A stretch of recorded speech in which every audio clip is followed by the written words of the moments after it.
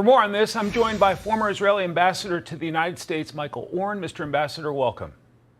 Good to be with you, Mike. So how significant is the death of Yahya Sinwar?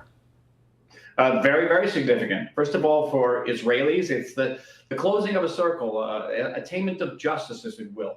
Proportionally, we lost 1,200 people on October 7th, massacred, beheaded, raped, burnt by Sinwar and his barbarous Hamas terrorists. 252 of our fellow citizens taken into unspeakable captivity. Proportionally, that would be the equivalent of about 40,000 Americans. Can you imagine 40,000 Americans being killed in a single morning? Mm-hmm. This would be September 11th, 9/11, magnified 10 times over at least.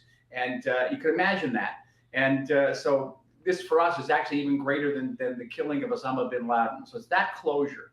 We hope now that the Hamas leadership will be so fragmented that individual Hamas commanders will say, listen, I'm going to give up the hostages I have and come forward with my hands raised. Prime Minister Netanyahu says if they do that, they will not be harmed. I think the majority of Israelis, this is not an official position, would say, they can get on a boat, they can go wherever they want to go, as long as they give us the hostages back. Today, Senator Lindsey Graham was asked about Israel basically launching a response to the October 1st missile attack from Iran. Let's play him and I'll get you to respond, sir. I know they're serious about hitting back. I think it will be soon. I think it will be a hard hit.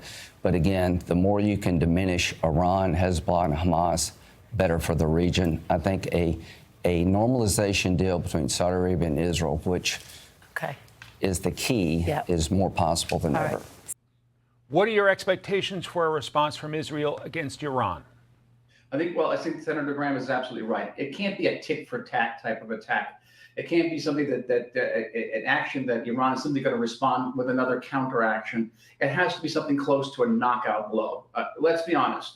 Iran is behind 99.9% of the violence, the warfare, the bloodshed in this entire region. It's Iran that is the major proponent, major operator of Hamas, certainly Hezbollah, of the Houthi rebels in Yemen, the Shiite militias in Syria and Iraq. All of them have been firing in Israel, and not only in Israel. They've been firing at American bases, firing at international shipping off the coast of Yemen.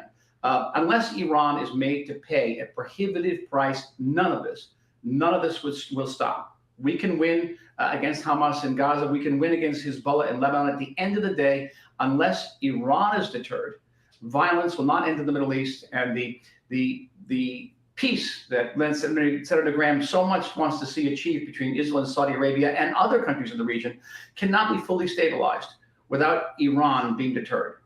How devastating is this leak of U.S. intelligence on Israel's planning in terms of a strike against Iran? Well, deeply disturbing. It should be disturbing to people in Washington as well. The United States wants to coordinate with us, wants us to cooperate, wants us to let the American officials in on what our thinking is in terms of the retaliation for the Iranian missile attack. But how then can Israel possibly cooperate fully with the United States as everything we talk about is going to get leaked and published in the press and certainly read with great interest by the Iranians.